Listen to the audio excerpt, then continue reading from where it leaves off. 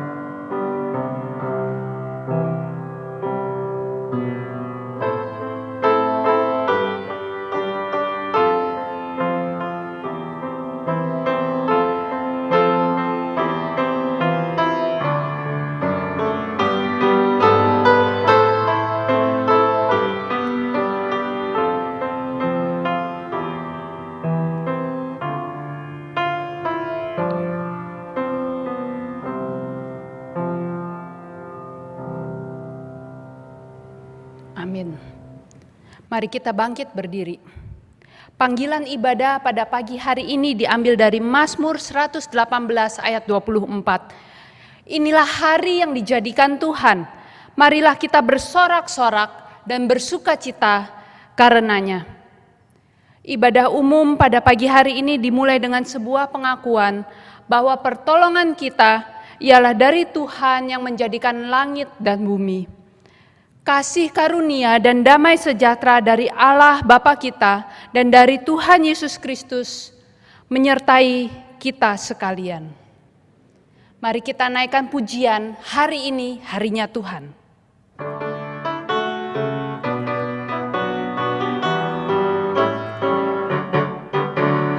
Hari ini harinya Tuhan, harinya Tuhan. Mari kita bersukacita, bersukacita. Hari ini harinya Tuhan, mari kita bersukacita. Hari ini harinya Tuhan. Hari ini harinya Tuhan, harinya Tuhan. Mari kita bersukacita, bersukacita. Hari ini harinya Tuhan, mari kita bersukacita. Hari ini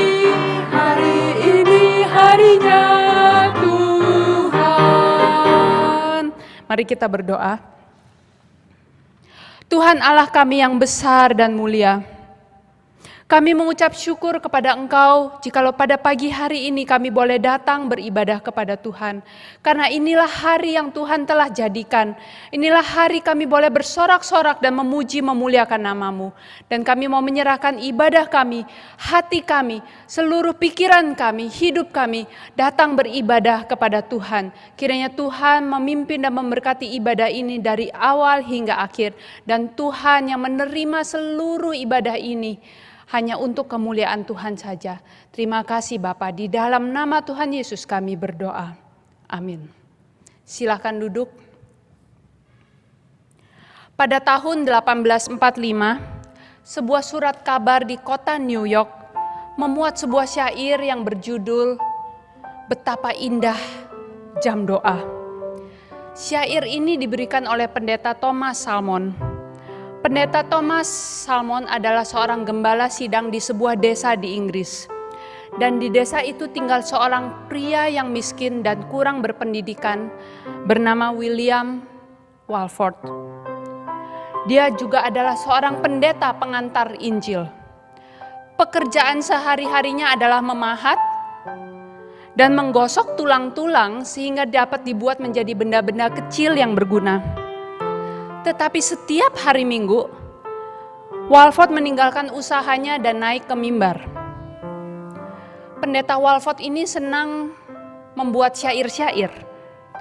Pada suatu hari, pendeta Thomas Salmon mengunjungi rumahnya. Dan pendeta Walford memohon kepada temannya ini untuk boleh membantu mencatatkan hasil syairnya. Salah satu syairnya adalah Sweet Hour of Prayer. Betapa indah saat berdoa.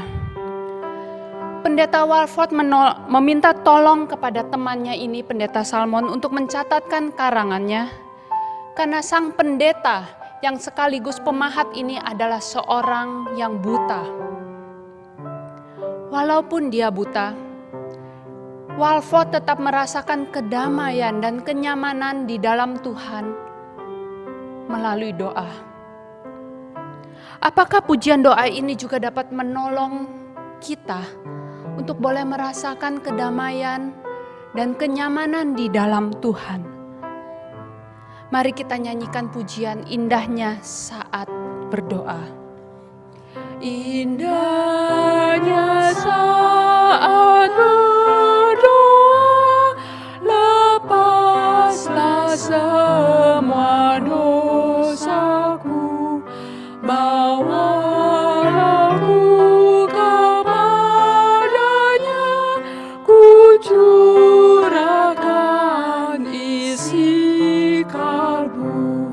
Di waktu susah dan resah, ku rasa nyaman dan segar.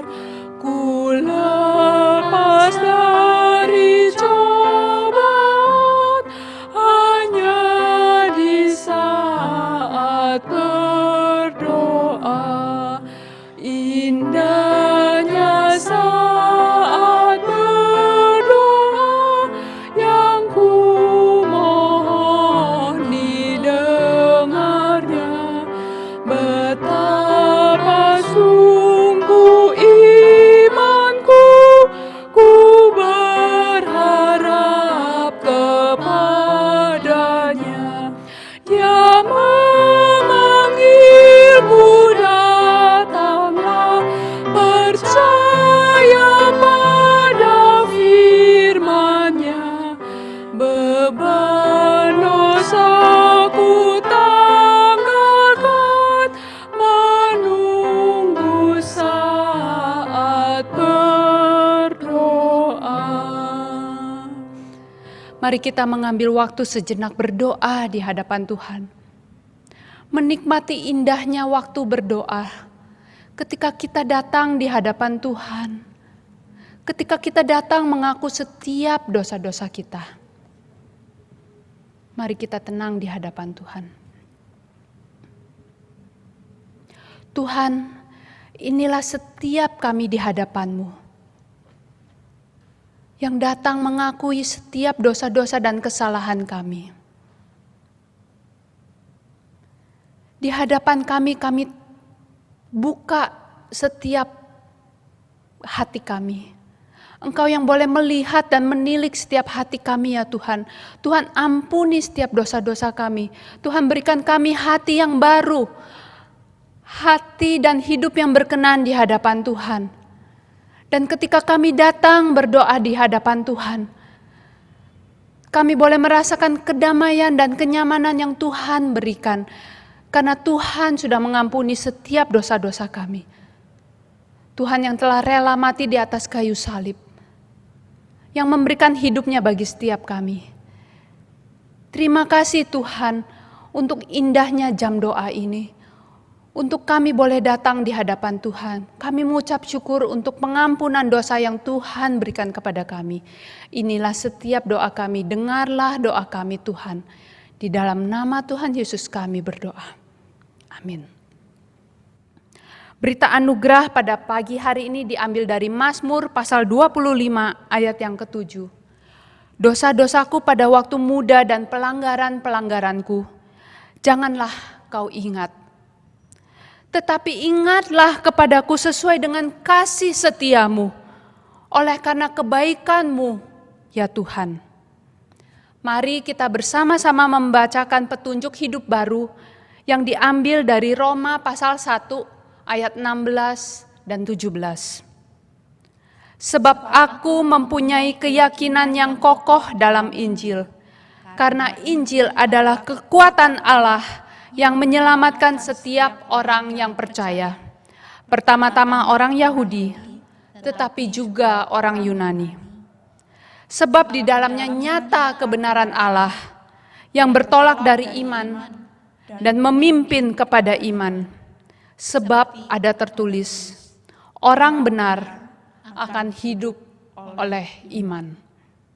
Mari kita berdiri membacakan pengakuan iman kita dengan pengakuan iman rasuli.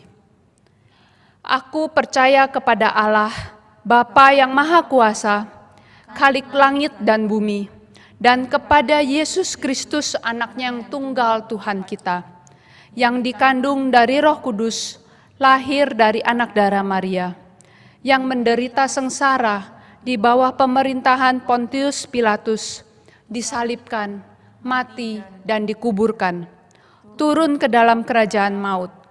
Pada hari yang ketiga, bangkit pula dari antara orang mati, naik ke sorga, duduk di sebelah kanan Allah, Bapa yang Maha Kuasa. Dan dari sana Ia akan datang untuk menghakimi orang yang hidup dan yang mati. Aku percaya kepada Roh Kudus, gereja yang kudus dan am, persekutuan orang kudus, pengampunan dosa, kebangkitan tubuh, dan hidup yang kekal. Amin. Silakan duduk. Pemazmur di dalam Mazmur 42 ayat yang pertama menulis, seperti rusa yang merindukan sungai yang berair, demikianlah jiwaku merindukan Engkau, ya Allah. Mari kita naikkan pujian seperti rusa rindu air, mempersiapkan hati dan pikiran kita mendengarkan khotbah pada pagi hari ini.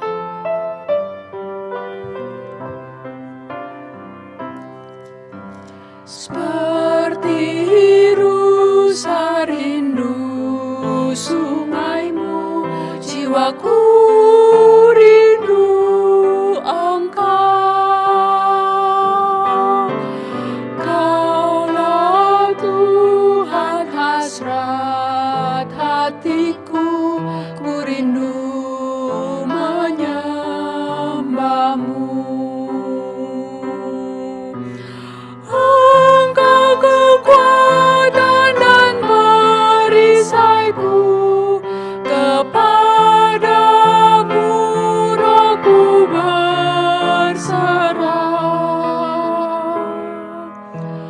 Kaulah Tuhan hasrat hatiku, ku rindu menyembahmu.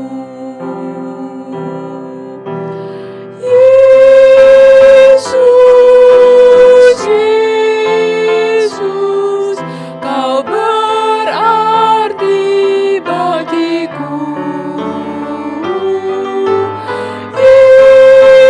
Yesus, Yesus, Kau segalanya bagiku. Yesus, Yesus. Yesus, Yesus, Kau berarti bagiku.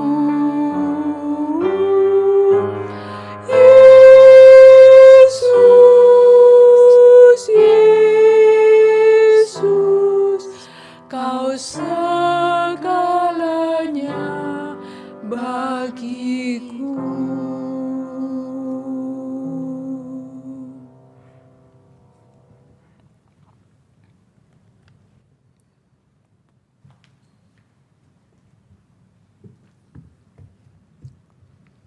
Mari kita berdoa. Bapa kami yang di surga, terima kasih karena kami boleh hidup di dalam pengharapan kepada Engkau.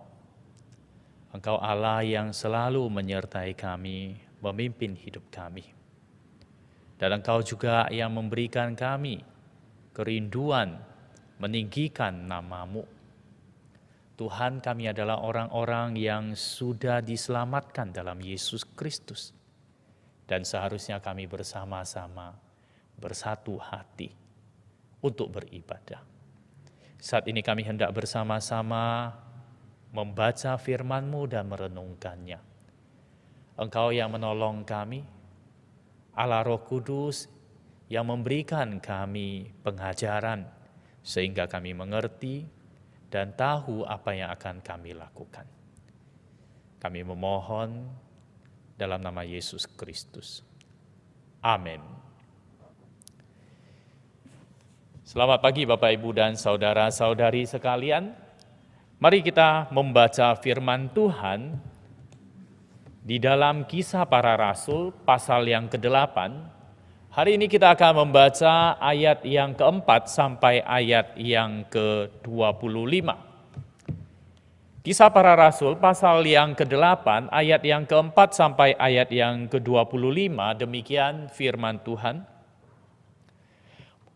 Mereka yang tersebar itu menjelajah seluruh negeri itu sambil memberitakan Injil.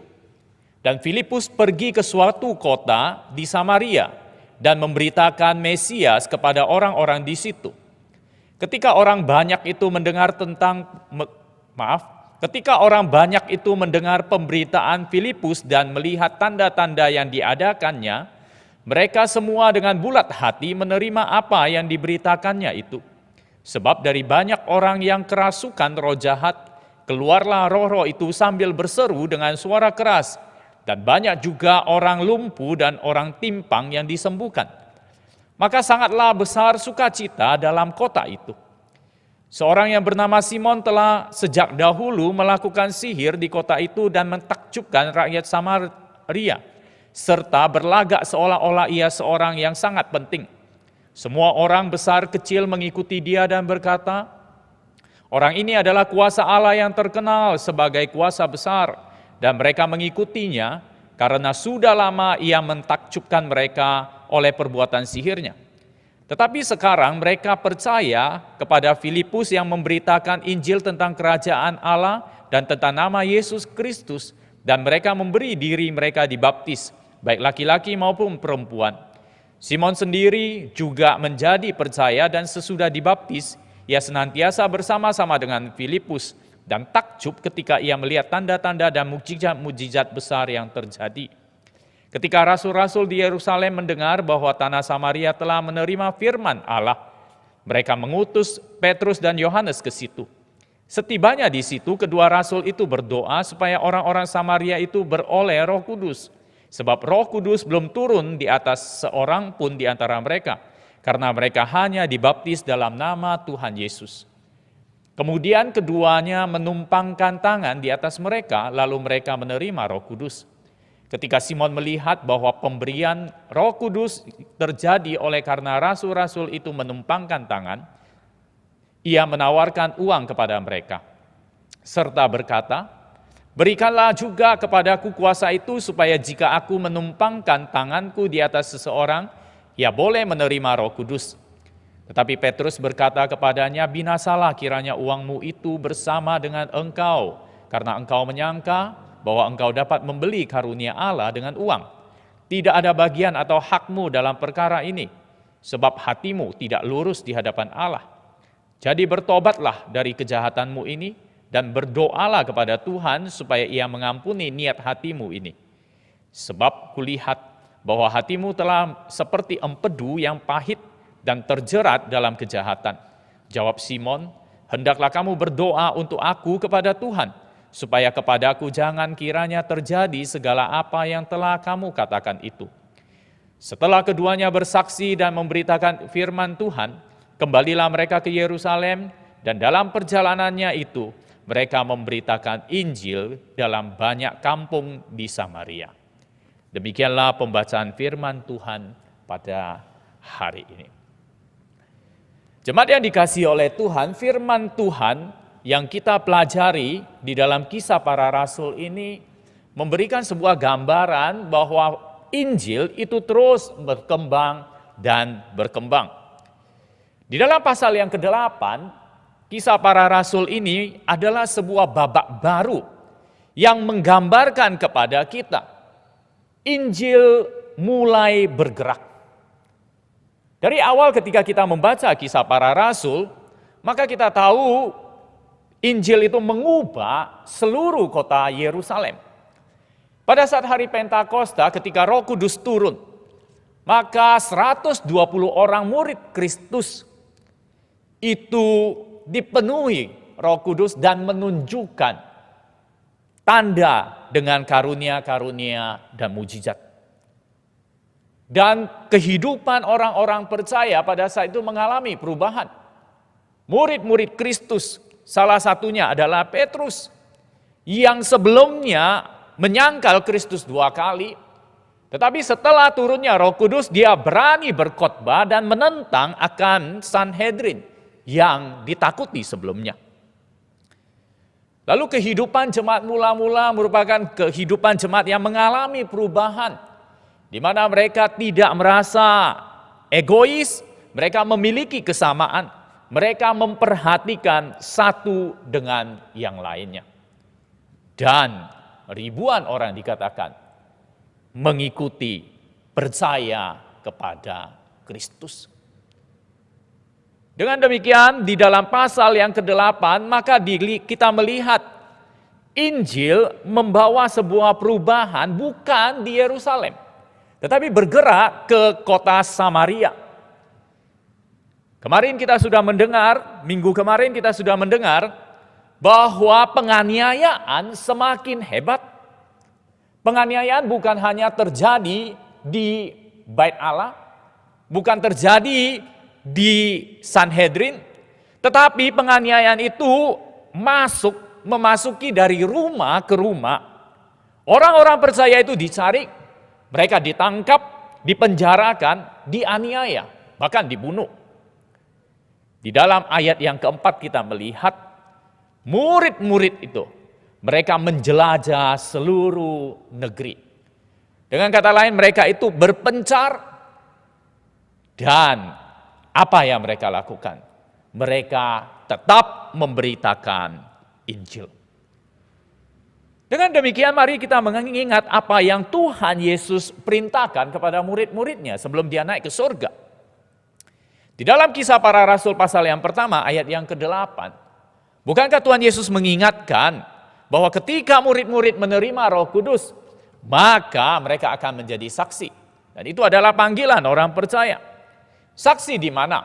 Yerusalem, Yudea, Samaria, sampai ke ujung bumi. Itu yang Tuhan inginkan untuk dilakukan oleh murid-murid Kristus. Mulai dari Yerusalem, Injil bergerak dan mencapai ujung bumi.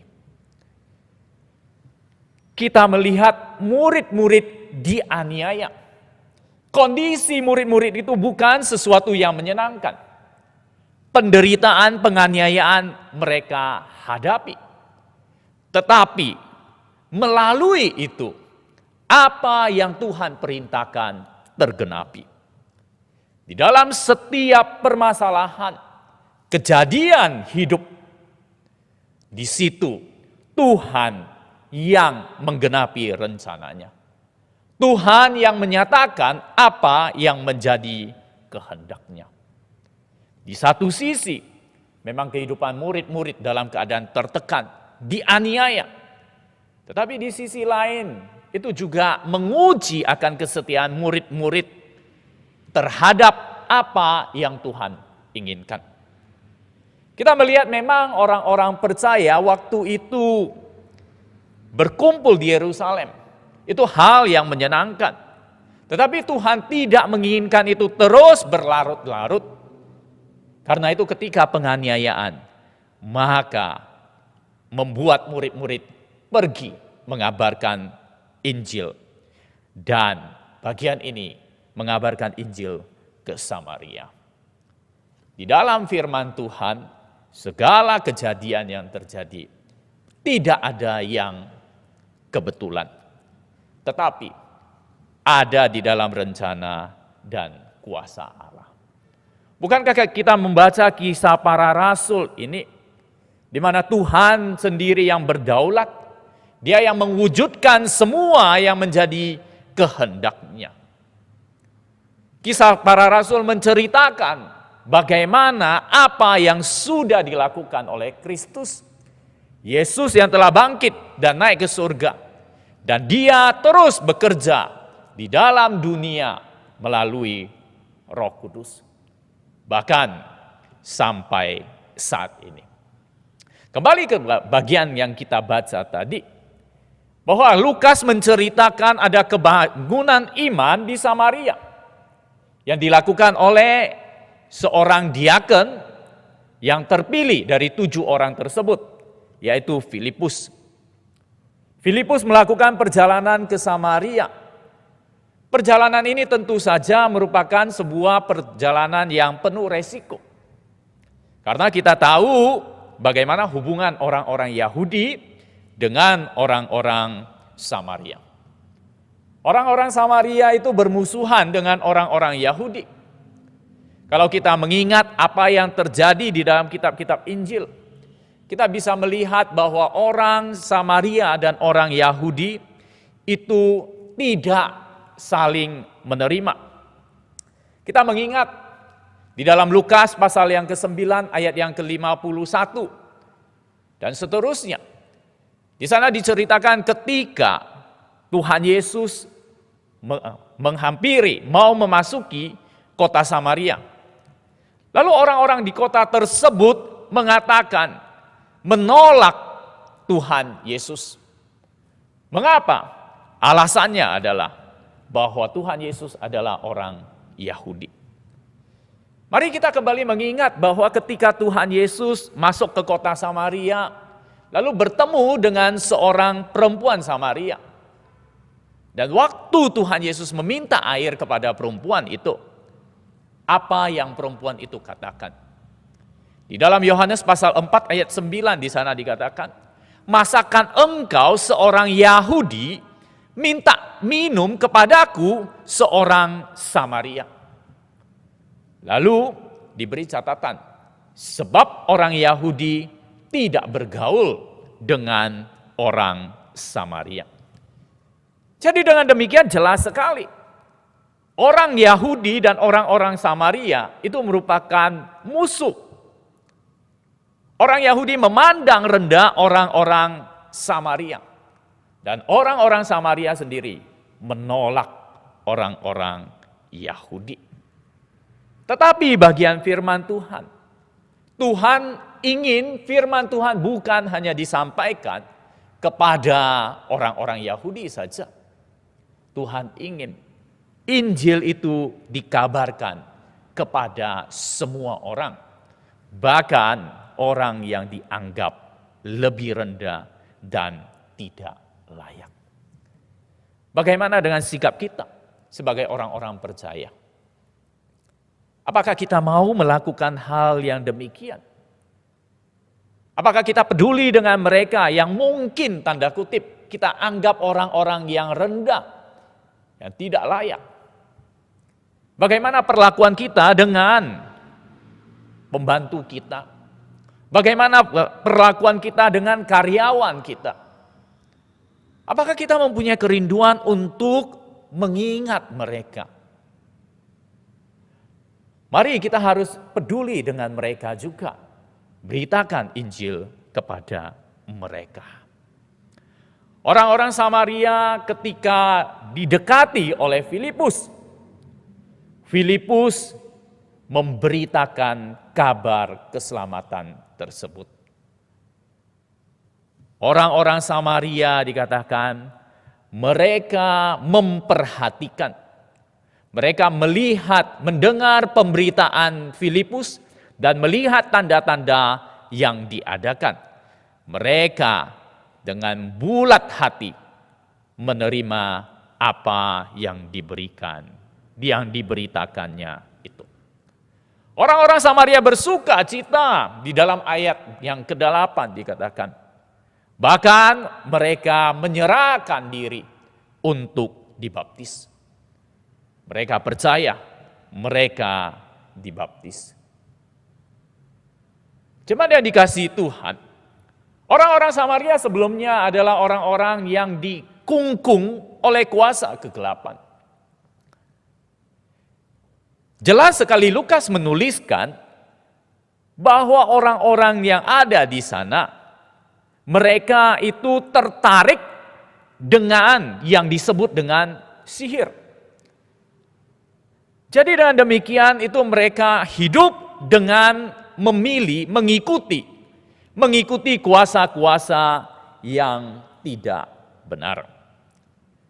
Dikatakan seorang yang bernama Simon, dia adalah seorang penyihir.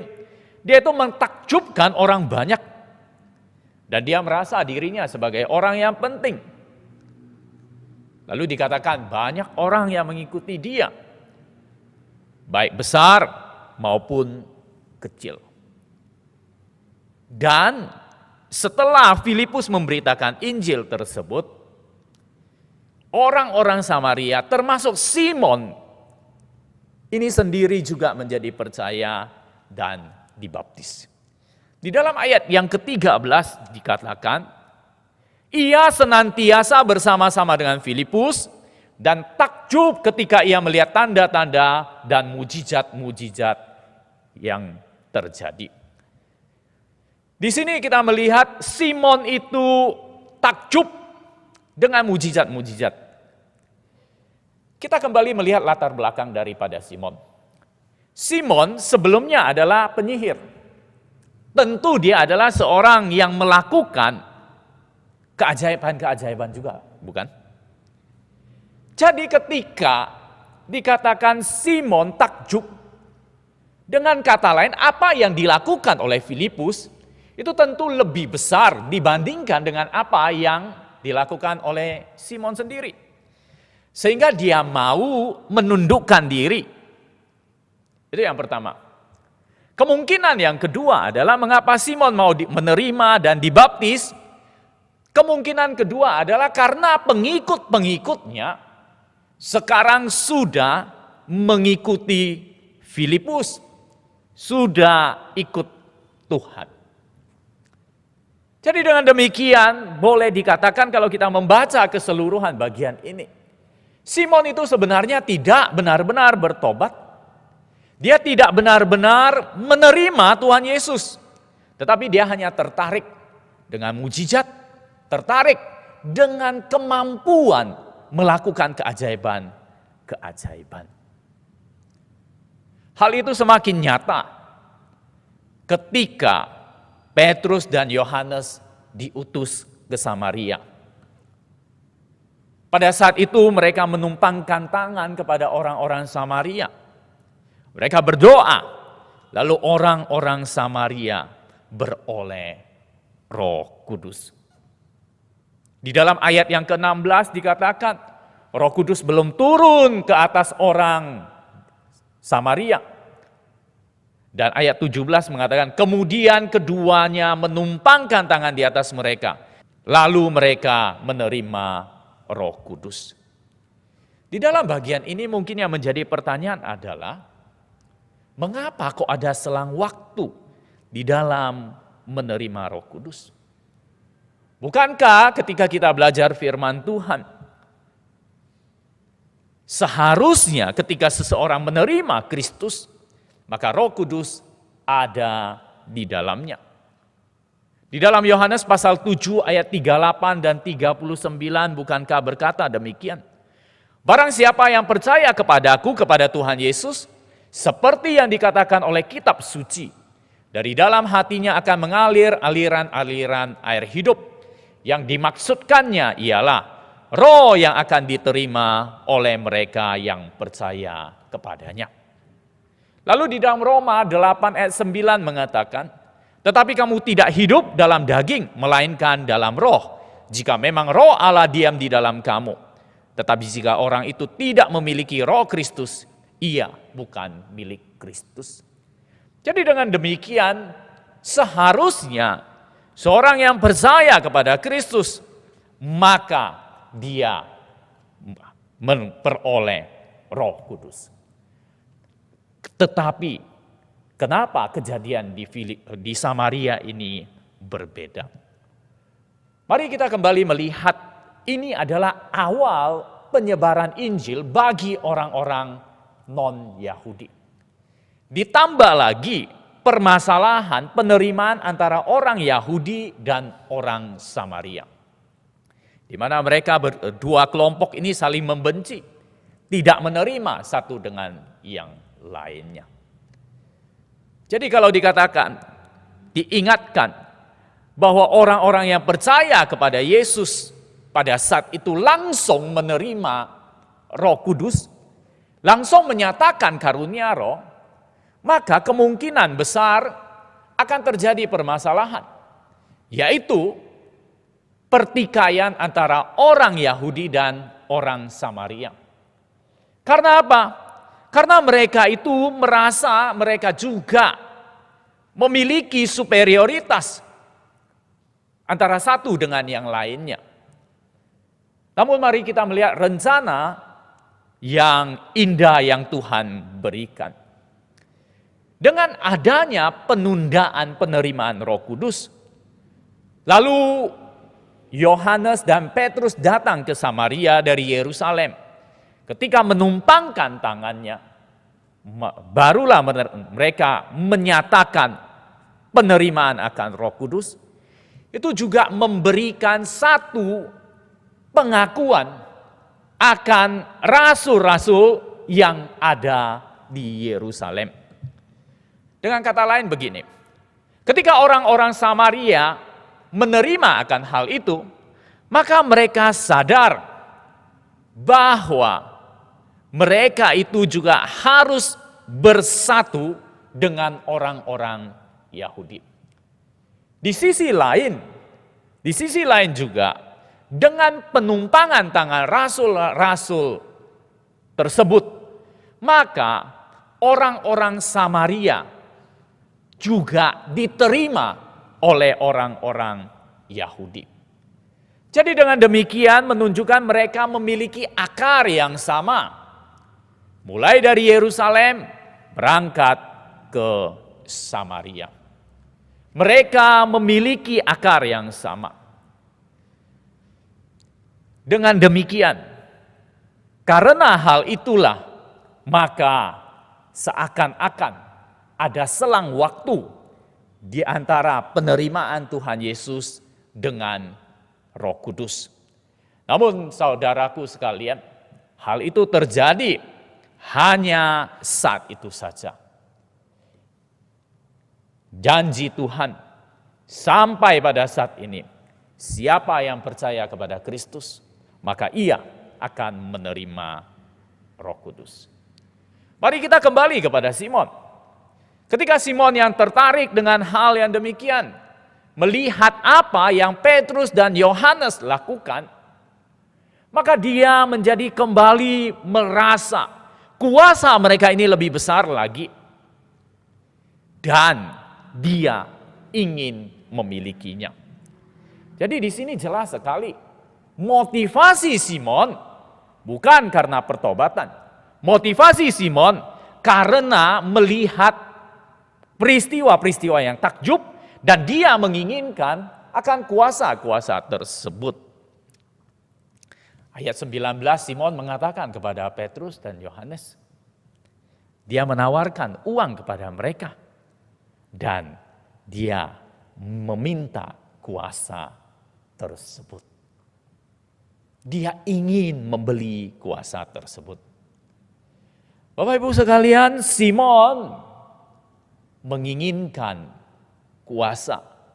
Dia menginginkan kembali akan pengakuan dia adalah orang yang berkuasa seperti sebelumnya. Mari kita berhati-hati di dalam kehidupan kita. Sebagai orang yang percaya, kita harus benar-benar memurnikan tujuan kita mengikut Tuhan. Jangan sampai kita seperti Simon yang hanya mencari keuntungan, kita hanya mencari nama, kita hanya mencari pengakuan di dalam mengikut Tuhan. Jangan merasa bahwa kita bisa mengatur segala sesuatunya. Ingat, Tuhan tidak menginginkannya. Petrus langsung menegur Simon dengan keras. Dia mengatakan, engkau harus bertobat, engkau harus berubah dari kejahatanmu. Engkau harus berdoa kepada Tuhan dan meminta pengampunan. Bukankah Simon adalah orang yang percaya? Bukankah dia sudah dibaptis? Bapak Ibu sekalian, baptis adalah perintah Tuhan untuk dilakukan. Tetapi ingat, pembaptisan itu adalah sesuatu pengakuan dari luar. Tetapi belum tentu yang di dalam. Belum tentu hati mengakui. Mungkin saja dibaptis, tetapi di dalam hati belum benar-benar mengakui Tuhan sebagai juru selamat. Mari kita kembali menguji diri kita. Di dalam kisah ini, apakah kita menyadari siapa diri kita? Murid Kristus yang harus terus bertahan di dalam keadaan apapun dan yakin bahwa Tuhan tetap berkarya. Kita mau setia kepada Tuhan. Kita mau ikut Tuhan tanpa mundur sedikit pun.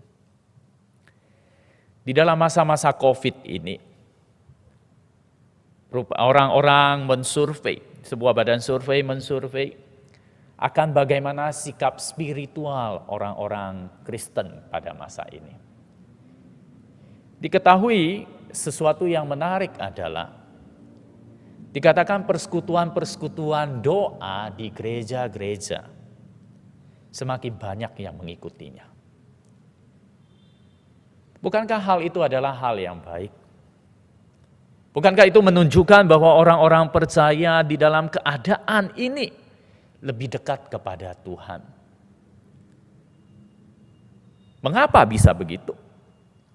Hal itu terjadi apabila kita menyadari bahwa dalam segala sesuatu Allah punya rencana, Allah punya kehendak. Demikian juga ketika ada permasalahan, itu membawa kita seharusnya dekat kepada Allah, setia kepada perintahnya. Kita yang mengenal Allah, jangan sampai kita seperti Simon yang hanya mencari kepentingan dan keuntungan sendiri. Ada seorang enci-enci, dia sedang dalam keadaan ketakutan karena dia pergi melayat seseorang, ayah dari temannya. Ketika melayat, maka seperti biasanya mereka itu ketemu, berjabat tangan, berpelukan. Padahal sudah diingatkan bahwa ini adalah masa COVID, jadi usahakan jangan bersentuhan dengan yang lainnya. Tetapi enci ini tidak mau mengikutinya. Dia dengan gagah memeluk anak dari yang meninggal. Setelah itu setelah pemakaman ada kabar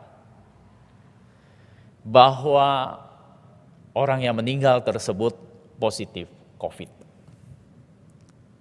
Enci ini adalah orang Kristen. Lalu ketika mendengar kabar tersebut, dia ketakutan. Lalu dia menangis, sedih, dan berkata kepada orang-orang. Dia katakan, mengapa begitu? Saya pasti sudah kena. Saya pasti sudah terinfeksi. Dia menangis.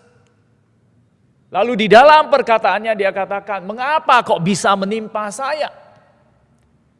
Padahal saya rajin sekali melayani Tuhan. Padahal saya berusaha untuk melakukan apa yang Tuhan inginkan. Tetapi kok hal ini bisa menimpa saya? Jemaat yang dikasihi oleh Tuhan, Enci itu merasa bahwa apa yang dia berikan kepada Tuhan, apa yang dia kerjakan untuk Tuhan, maka seharusnya itu menjadi perhitungan agar dia bebas daripada kecelakaan-kecelakaan. Kalau begitu, bukankah dengan kata lain dia juga membeli perlindungan Allah melalui pelayanan dia, melalui persembahan dia, melalui ketaatan dia. Mari kita mau merubah pola pikir kita. Kita melakukan semua yang Tuhan perintahkan. Itu karena kita tahu bahwa Yesus Kristus itu juru selamat kita. Kita bukan melakukannya untuk mendapatkan sesuatu. Apalagi pengakuan nama besar dan aktualisasi diri. Jemaat yang dikasihi Tuhan, biarlah kita menjauh dari sikap seperti Simon ini. Ingin membeli pengakuan melalui pelayanan, bahkan persembahan kita. Amin. Mari kita berdoa. Bapa kami yang di surga, Engkau yang menolong kami, agar kami tetap terpaut dengan Engkau. Sehingga ketika menjalani kehidupan, khususnya masa-masa pandemi ini, kami boleh tetap setia seperti murid Kristus yang walaupun hidup dalam penganiayaan. Tuhan, Engkau yang menolong kami, memberikan kami hikmat, agar tetap melakukan firman dan kehendak-Mu. Demikian juga Engkau yang jauhkan kami dari sikap untuk mencari pengakuan diri melalui pelayanan kami, melalui ketaatan kami. Tolong kami Tuhan, jangan biarkan kami terjebak dengan membeli kenyamanan kami melalui apa yang kami lakukan. Tuhan, jauhkan kami dari hati yang tidak tulus di hadapan-Mu. Tolong kami Tuhan. Kami memohon dalam nama Yesus Kristus. Amin.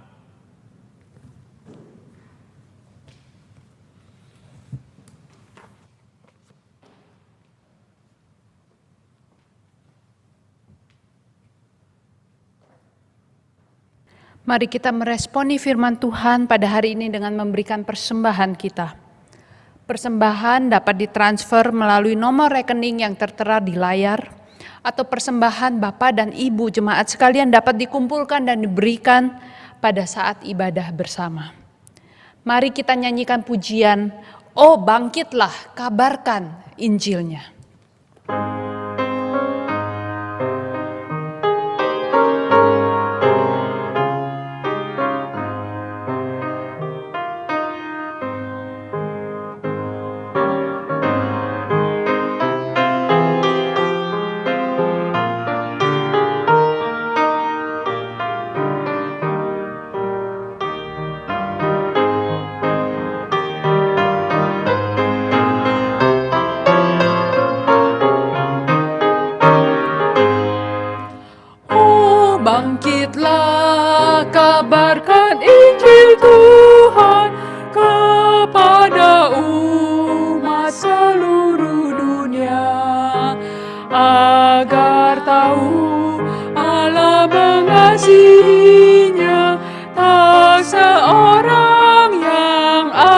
binasa. Kabarkan berita Injil damai, kabarkan Yesus menebus manusia. Bertaatlah, kabarkan Injil mulia, persembahkan harta jiwa rohmu. Berdoalah agar menang berperang, persembahanmu pahala kelak. Kabarkan berita Injil damai, kabarkan Yesus menebus manusia. Mari kita berdoa. Tuhan, kami mengucap syukur kepada Engkau untuk firman Tuhan yang boleh mengingatkan kami pada pagi hari ini. Kami mengucap syukur kepada Tuhan untuk setiap pemeliharaan yang Tuhan lakukan di dalam kehidupan kami. Pada pagi hari ini kami membawa puji-pujian kami membawa persembahan kami di hadapan Tuhan. Biarlah kami yang memberikan semuanya ini, kami berikan dengan penuh sukacita dan hanya memberikan untuk kemuliaan dan perkenanan kepada Tuhan saja. Terimalah persembahan kami ya Tuhan, terimalah puji-pujian kami, terimalah hidup kami ini. Terima kasih Bapa. Inilah ucapan syukur kami yang kami naikkan hanya di dalam nama Tuhan Yesus kami berdoa.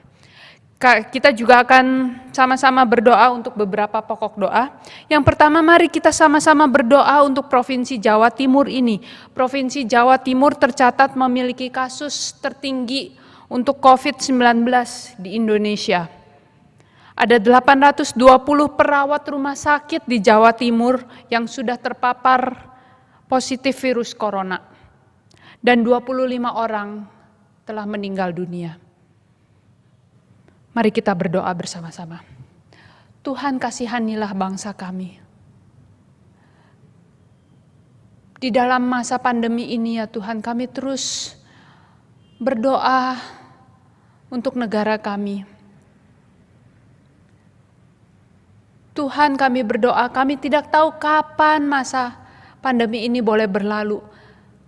Tetapi kami hanya menyerahkannya kepada Tuhan saja. Tuhan yang boleh mengaturnya, Tuhan yang boleh menolong setiap orang-orang, Bapak Presiden, pemerintah, bahkan rumah sakit, para dokter, para suster yang menjadi alat Tuhan, yang boleh menolong untuk memulihkan, menyembuhkan orang-orang yang terpapar virus ini Tuhan.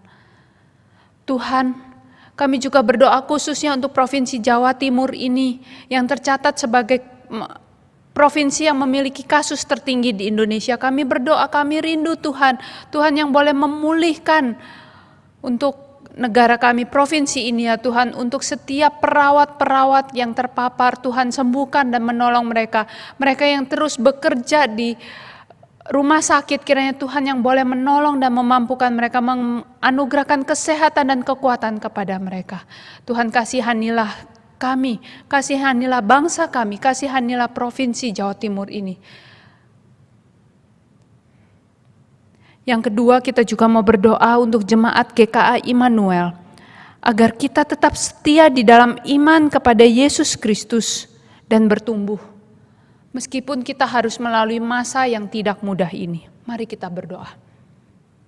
Tuhan, kami saat ini berdoa untuk setiap kami, jemaat GKA Immanuel, di masa yang sulit ini, perekonomian yang sulit, adanya pergumulan-pergumulan, jemaat-jemaat yang bersekolah, yang berkuliah, tidak mudah menjalani kehidupan ini. Namun Tuhan tolong di dalam masa yang sulit ini, ingatkan kami untuk selalu berserah kepada Tuhan. Untuk memiliki hati dan iman kami yang hanya berpaut kepada Tuhan. Kami yang terus boleh setia kepada Tuhan, kami yang terus boleh hidup di dalam firman Tuhan, kami yang terus boleh menjalani hidup kami dengan firman Tuhan. Iman yang boleh dikaitkan hanya kepada Tuhan. Kami berdoa untuk setiap kami ya Tuhan. Yang ketiga, kita juga mau berdoa untuk mereka yang sakit, yang lemah tubuh. juga mereka yang sedang di dalam kesulitan usaha atau pekerjaan. Kiranya Tuhan yang menolong dan memampukan mereka. Mari kita berdoa. Tuhan, saat ini kami juga mau berdoa untuk teman-teman kami yang saat ini di dalam lemah tubuh mereka, terbaring sakit di rumah maupun di rumah sakit. Untuk teman-teman kami yang kesulitan pergumulan di dalam pekerjaan dan usaha. Untuk teman-teman yang mungkin masih mencari pekerjaan. Tuhan, kami berdoa supaya Tuhan yang boleh menolong bersama-sama memikul beban ini bersama dengan mereka ya Tuhan. Dan mereka di dalam masa yang sulit ini, mereka terus boleh berserah kepada Tuhan. Tuhan yang boleh membuka pintu, membuka jalan bagi mereka. Tuhan, inilah setiap doa kami yang kami naikkan hanya di dalam nama Tuhan Yesus, dan Tuhan yang akan mendengar setiap doa-doa yang kami panjatkan hanya di dalam nama Tuhan Yesus kami berdoa. Amin. Mari kita berdiri menyanyikan pujian doksologi, memberikan kemuliaan hanya bagi Allah Tritunggal.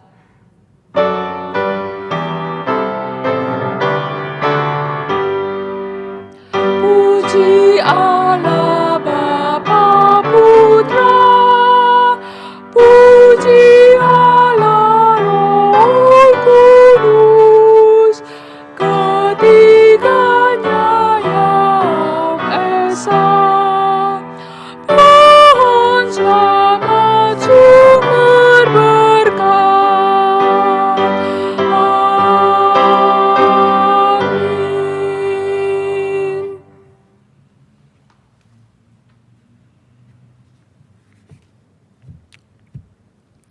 Marilah kita memohon berkat dari Tuhan. Kiranya Allah mengasihani engkau dan memberkati engkau. Kiranya Ia menyinari engkau dengan wajah-Nya supaya jalan Tuhan boleh dikenal di bumi ini. Dan keselamatan Tuhan boleh dikenal di antara segala bangsa. Kiranya anugerah, kasih karunia, pimpinan dan penyertaan dari Allah Bapa, Allah Anak, Allah Roh Kudus menyertai engkau mulai saat ini sampai selamanya. Amin. Amin. Amin. Amin.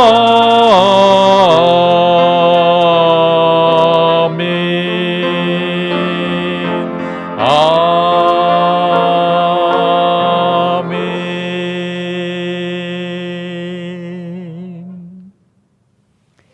Silakan duduk saat teduh.